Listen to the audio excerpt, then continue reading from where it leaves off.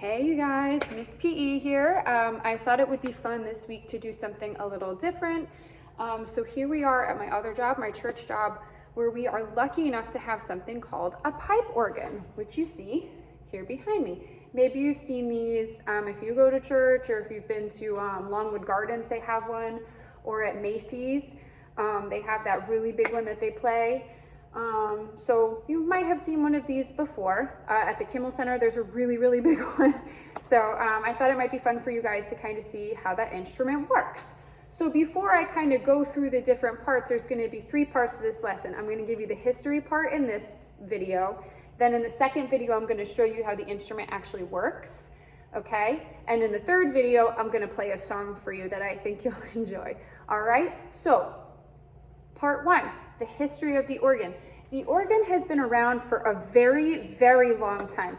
The first kind of notation we have of it comes from the 5th century. And what they would do is kind of put water in buckets and pressurize the water, and that would vibrate through a pipe to make a certain pitch. Kind of like if you've ever had a glass bottle and you've blown into it, like, ooh, or if you've ever seen Miss Congeniality where she plays the glasses, right?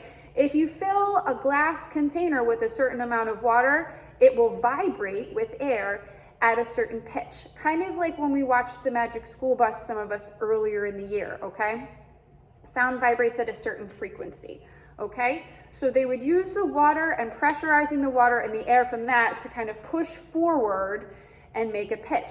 The only problem was that you needed like 75 people to do this, literally. So the more sound you wanted, the more people you needed, because they would have to pump the air through these things called bellows, and that would create the pressure for the water to then force the air back out to make a pitch. So you'd have one person playing the instrument and then like 45 people just like cranking all these gears and stuff like that.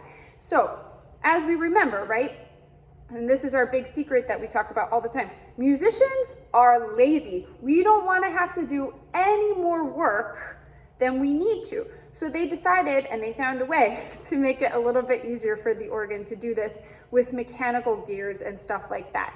They also would fashion pipes that would just use the air to create the vibration and the sound. Okay, and over time, they even found a way to create the pipes to make different types of sounds to almost sound like a full orchestra. So instead of just hearing a sound like a typical organ like this, right, you could hear a sound similar to a flute, for instance. Or they could make a sound that sounded like a trumpet. Okay? And so they created all of these different ways so that the organ could sound like a full orchestra of people in an instrument to itself. Okay? So now we mostly hear it in churches and stuff like that, but you can still hear them performed all around the world.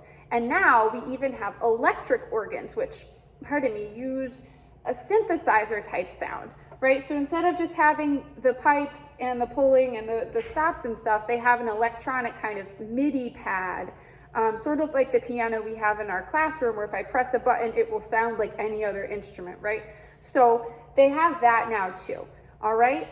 What's unique about this instrument behind me is that it is a hybrid of a traditional pipe organ and an electric organ. So several years ago, the church where I work raised a bunch of money to kind of refurbish, to redo this whole organ. So this is a very special instrument that you won't see everywhere. Okay, so that's a little bit about the organ.